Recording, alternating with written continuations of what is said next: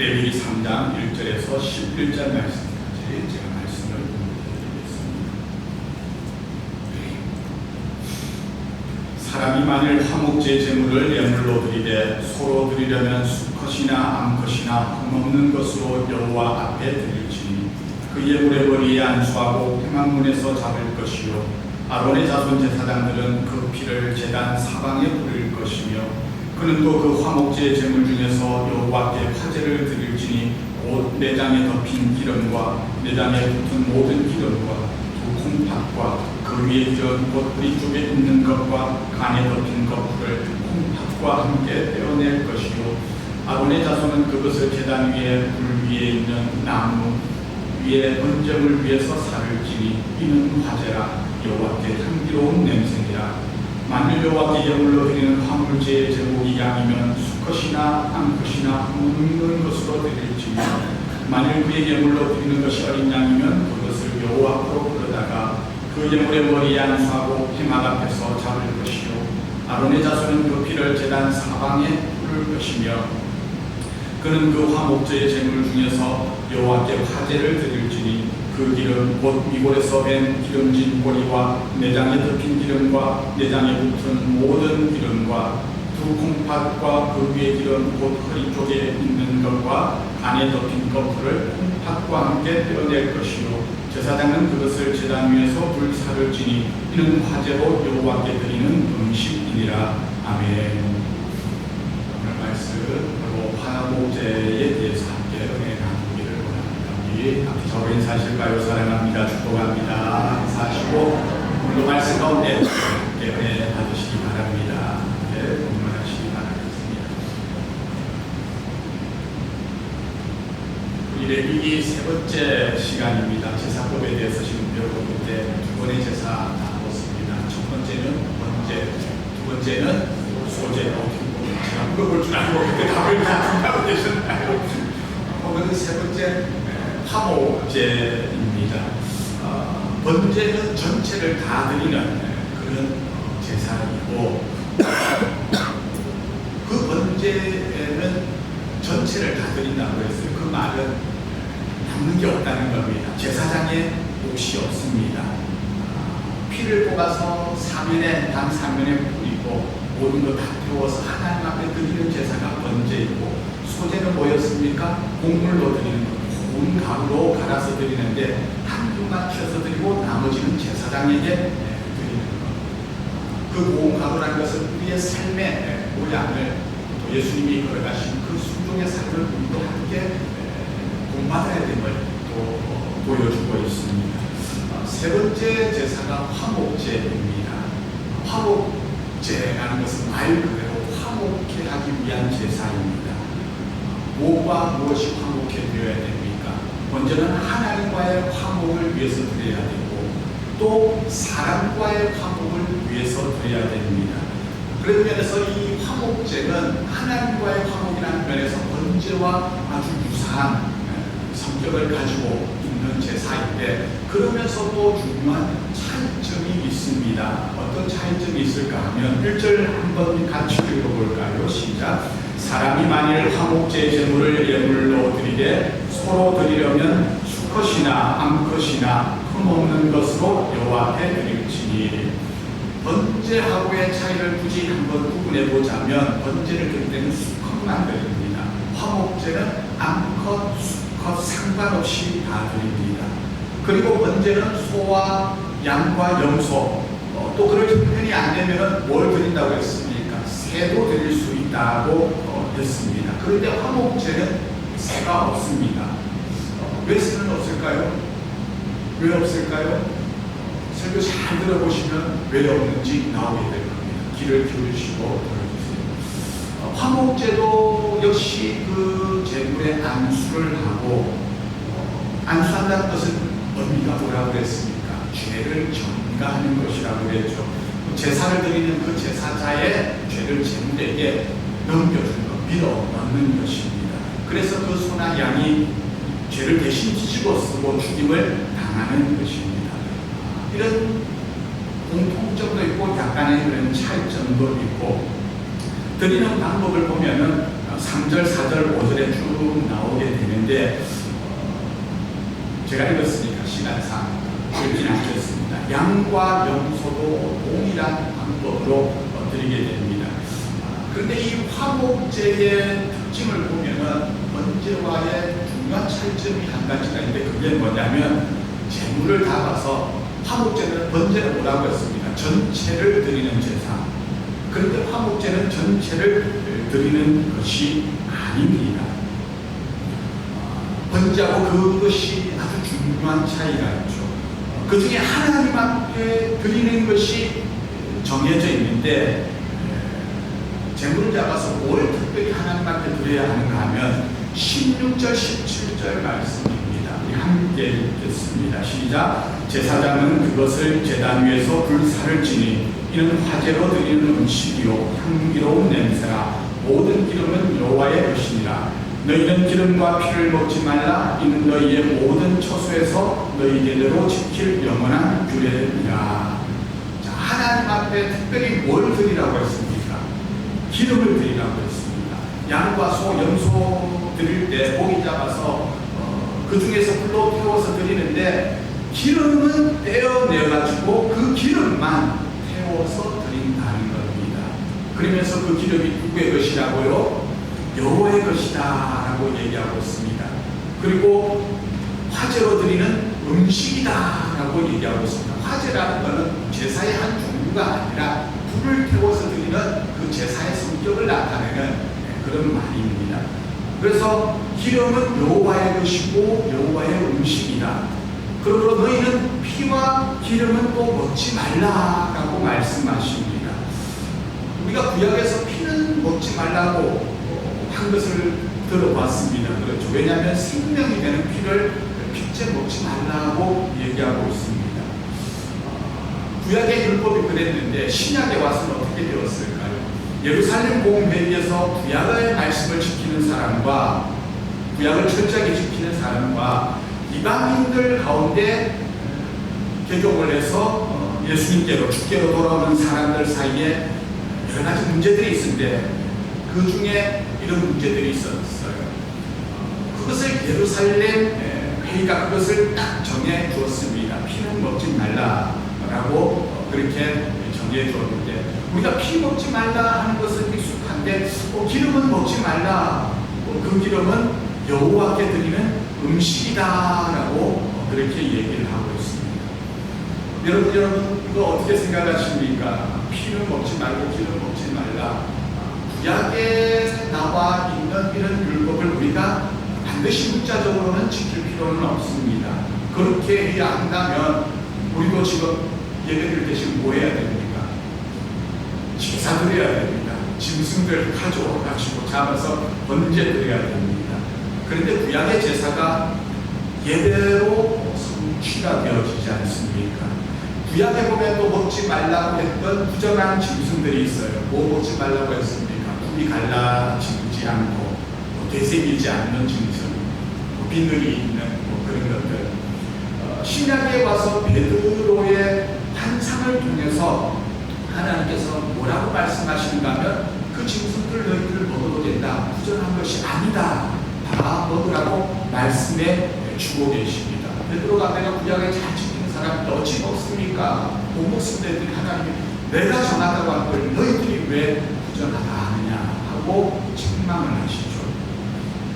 어떤 분들은 예전만 해도 그런 분들이 있었어요. 피 먹지 말라고 그래가지고 피가 들어가는 음식 대표적인 게 뭐였습니까?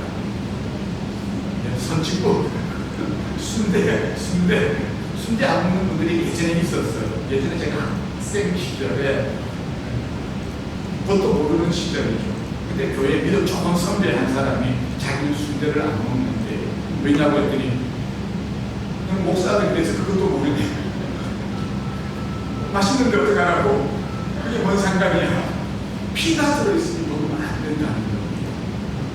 피가 들어있는데 어떻게 먹냐 하는데 여러분 우리가 하나님이 주신 거 감사함으로 먹으시기를 바랍니다.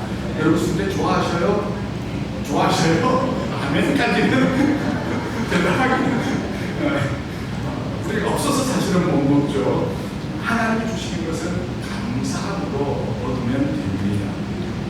우리가 성경을 적용할 때 한 부분에만 집중해서 그게 과도하게 매달릴 필요는 없습니다. 그것이 진리냐 비진리냐, 본질이냐 비본질이냐, 그런 것과 관련해서는 우리가 철저하게 정말 지켜야 돼요. 목숨 걸고 지켜야 되지만, 그렇지 않은 이상은 너무 문자적으로 단어 하나에 매여서 해석할 필요는 없습니다. 참고를 대신 하는 게 필요합니다. 하나님이 오늘 말씀에서 왜 기름을 먹지 말라고 하실까? 우리 고기 먹을 적에 기름 없이 살코기만 먹으면 어떻습니까? 하죠. 적당하게 기름이 있어야 맛있고, 기름이 촘촘히 박힌 고기가 비싼 고기인데, 그렇다고 또 기름만 너무 많이 먹으면 그거 건강에 아주 안 좋습니다. 콜레스테롤이 쌓여가지고 혈관에 나가버리지 않습니까? 성인병의 주범이 됩니다. 그래서 하나님이 사람에게 안 좋은 걸 하시고, 그래서 우리를 사랑하셔서 기름 먹지 말라고 하셨을까? 우선 성경에서 기름이라고 말할 때는 어떤 의미로 주로 사용되는지 알아야 됩니다. 성경에서 표현되어지는 기름은 가장 좋은 것을 표현할 때 그걸 기름이라고 표현을 합니다. 기름진 것이라고. 동물의 내장에 붙어있는, 이 가피의 제물의 내장에 붙어있는 그 기름은 그대로부터 힘과 어떤 풍요, 축복, 가장 가치 있고 좋은 부분을 상징하는 것이었습니다.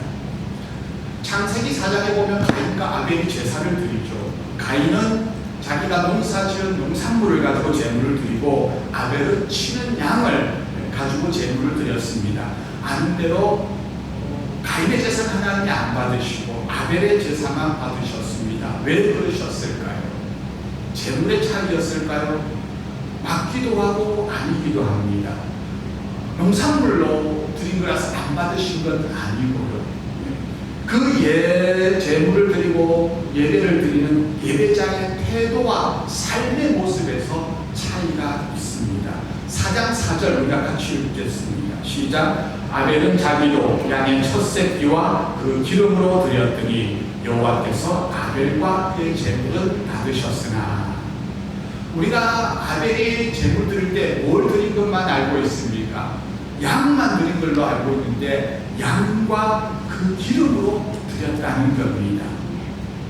기름을 드린다는 것은 그의 제사의 태도를 보여줍니다. 가장 좋은 것으로 하나님 앞에 드렸고, 또 아벨과 그의 제물을 받으셨다. 아벨의 삶까지도 하나님이 제사제의 삶도 받으셨다는 겁니다.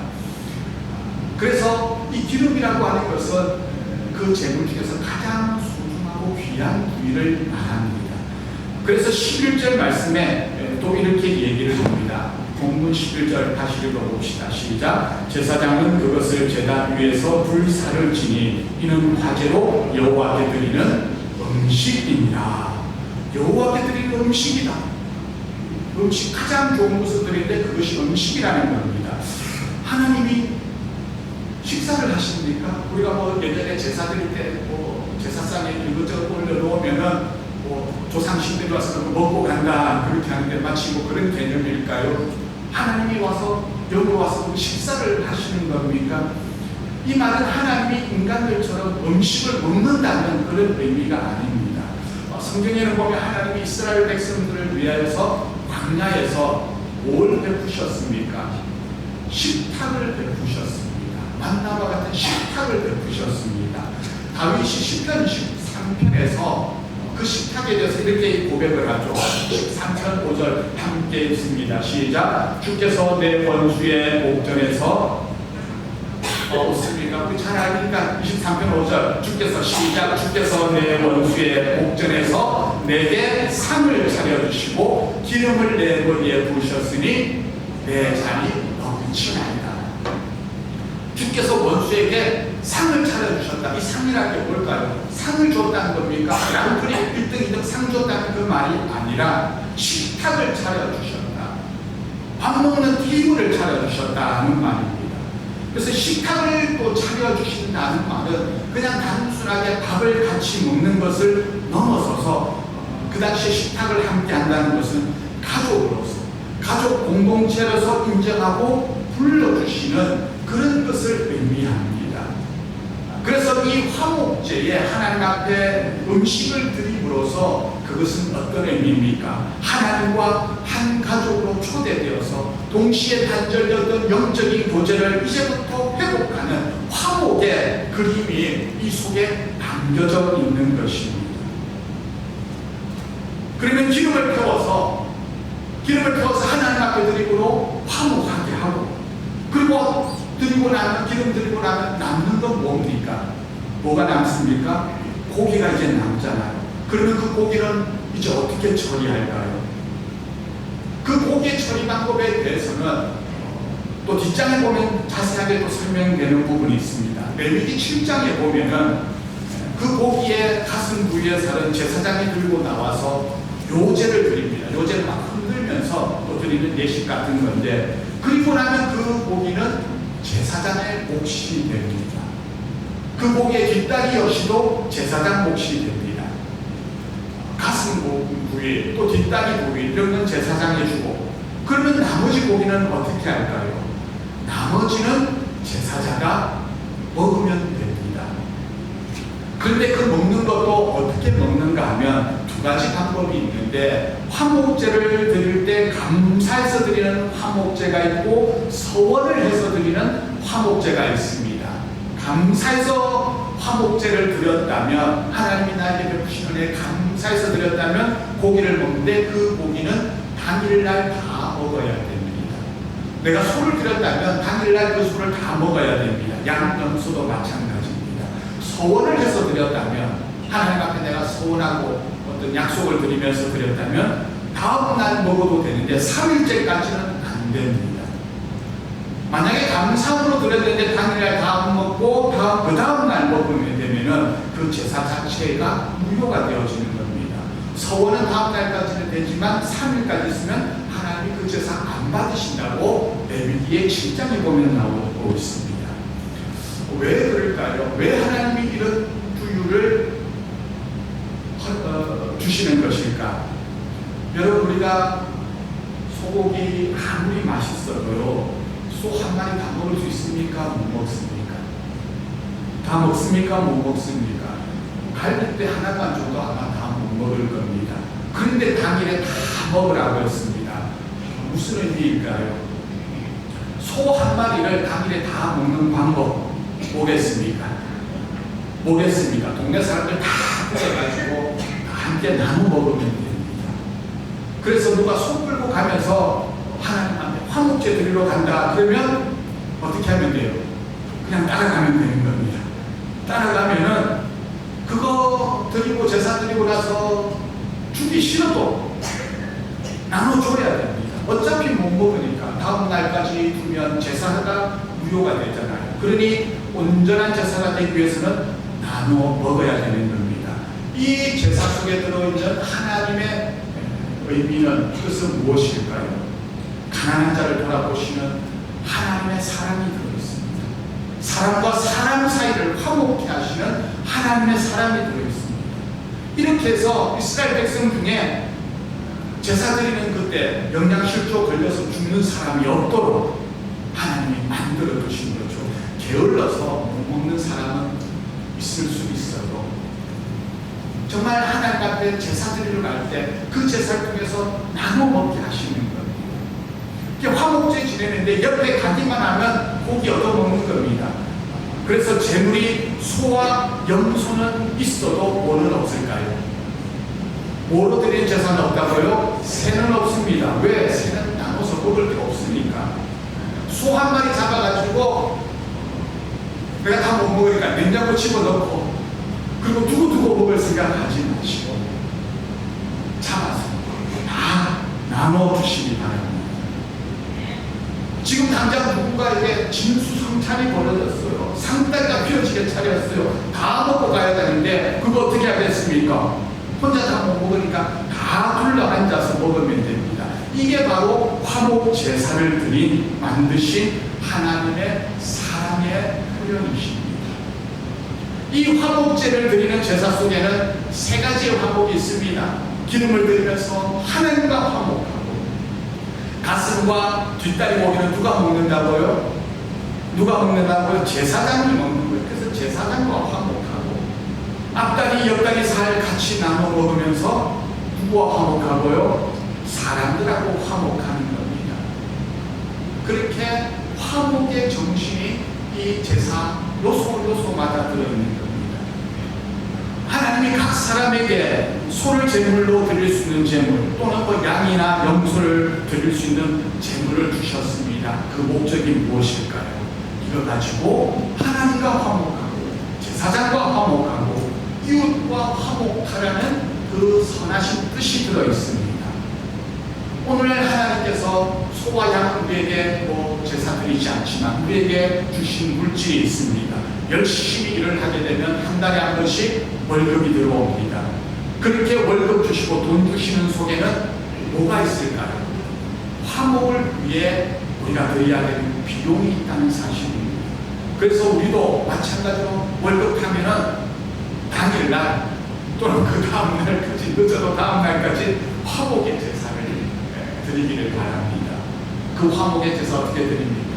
11조를 통해서 드리고 그 드린 예물을 통하여서 교회에 운영비로 쓰고 또 성도 헌금으로 이웃을 향한 구제비로 목회자의 생활비로도 사용하고 이 여러분이 드리는 11조가 하나님 앞에 드리는 의미도 있고 하나님과 화목하고 또 목회자에게 주어짐으로 목회자의 화목을 위해서 그리고 성도와 성도 사이 어렵고 가난한 자를 위한 화목비로 사용되어진다는 사실을 기억하시기를 바라겠습니다. 그래서 이 화목제로 드려지는 제사가 가지고 있는 가장 중요한 의미 고린도후서 5장 17절에 이렇게 말합니다. 우리 함께 읽어봅시다. 시작. 그런즉 누구든지 그리스도 안에 있으면 새로운 피조물이라 이전 것은 지나갔으니 보라 새 것이 되었도다. 아주 유명한 구절이죠. 이건 연말연시 소구영신 예배드리면 항상 사용하는 인용하는 구절인데 하나님께서 어린 양의 죽음을 통해서 저와 여러분 우리를 새 것으로 만들어 주신 줄 믿으시기를 바랍니다. 그러면 그렇게 새 것이 되었다면 무슨 차이가 있어야 됩니까? 이전과는 달라야 됩니다. 새 것은 말로는 되었는데 똑같은 삶을 예전과 같은 삶을 산다면 아무 의미가 없죠. 왜 하나님이 우리를 새 것으로 만드셨을까? 어떻게 달라져야 될까? 17절 말씀 중요한 말씀이지만 이 말씀을 주신 목적은 18절을 이루기 위해서입니다. 함께 읽어봅시다. 시작. 모든 것이 하나님께로서 났으며 그가 그리스도로 말미암아 우리를 자기와 화목하게 하시고 또 우리에게 화목하게 하는 직분을 주셨으니. 아멘. 어떤 직분 주셨어요? 화목하게 하는 직분. 우리를 새로운 피조물로 만드신 궁극적인 이유는 우리에게 뭘 주시려고요? 화목하게 하는 직분을 주시려고 우리를 새로운 피조물로 만들어 주심을 믿으시기 바랍니다. 그래서 이 화목의 직분은 어떤 것보다도 중요합니다. 목사의 직분보다 더 중요한 것이 화목의 직분이고 장로 권사의 직분보다 여전도 회장보다 남전도 회장보다 더 중요한 직분은 화목하게 하는 직분입니다. 그걸 위해서 우리를 구속하시고 새로운 피조물로 만들어 주셨습니다. 교회 안에서 가끔 보면 의도치 않지만 분란을 일으키는 경우가 있고 그런 사람이 있습니다. 막 사람들 찾아다니면서 이 말 저 말 퍼뜨리고 이런 말하고 저 사람한테는 또 다른 말하고 사람들한테 분란을 일으키는 것은요 그리스도인의 올바른 자세가 절대로 아닙니다. 물론 하나님의 공의를 우리가 이루기 위해서라면 그건 당연히 또 해야 되는 겁니다. 그러나 자기를 드러내고 자기 의를 내세우고 그저 가실거리 삼아가지고 다른 한 사람의 인격을 허물어뜨리고 들쑤시고 분란을 일으키는 것은요 그것은 우리가 구속받은 목적이 절대로 아닙니다. 우리는 하나님의 자녀로 구속받고 부름받은 것에 있어서 가장 소중한 직분은 바로 화목케 하는 직분이라는 사실입니다. 주님이 화목의 제물이 되심으로 새로운 피조물이 된 우리는 이제 화목의 제사를 날마다 일상 속에서 드러나는 그런 명령을 받은 사람들입니다. 목사의 직분보다 더 중요한 직분이 화목한 것. 장로 권서보다 더 중요한 직분이 바로 화목한 직분. 주님이 화목의 제물이 되시고 우리가 일상 속에서 그 주님을 따라 날마다 화목해 하는 직분을 살아가야 됩니다. 마태복음에서 예수님이 예배자들을 향하여서 예배드리러 온 사람들을 향하여서 하신 중요한 말씀이 있습니다. 너희가 하나님 앞에 나와 예배를 드리려다가 형제와 불화한 일이 생각나면 뭐부터 먼저 하라고요? 먼저 가서 화해하고 그리고 와서 내게 예배를 드려라. 그래야 내가 그 예배를 받으시겠다는 겁니다. 예배가 먼저입니까? 형제와 화목하는 게 먼저입니까? 화목이 먼저입니다. 오늘도 우리의 삶 가운데 이런 화목의 은혜가 있기를 소망합니다. 오늘도 주일 예배 드리고 혹시 내가 화목하지 못한 게 지금 생각나십니까? 이미 예배를 드렸으니까 이 말씀이 그저 주일 설교 한 편 들었네, 좋은 말씀 들었네 하는 걸로 머물러서는 안 되고요. 오늘 말씀을 듣는 가운데 내 마음에 지금 뭔가 걸리는 게 있다면 이거 아무 개가 들어야 되는데 아니고 오늘 내게 주시는 말씀임을 기억하고 여러분 한 주간의 삶 속에서 또 이 화목이 순종의 열매로 드러나는 결실이 맺어지는 그런 한 주간의 삶이 되어지시기를 우리 주의 이름으로 축원합니다. 아멘. 우리 옆 사람에게 한번 인사하실까요? 화목해 하는 삶을 삽시다. 얘기합시다. 아멘. 우리 시간 함께 찬송하겠습니다.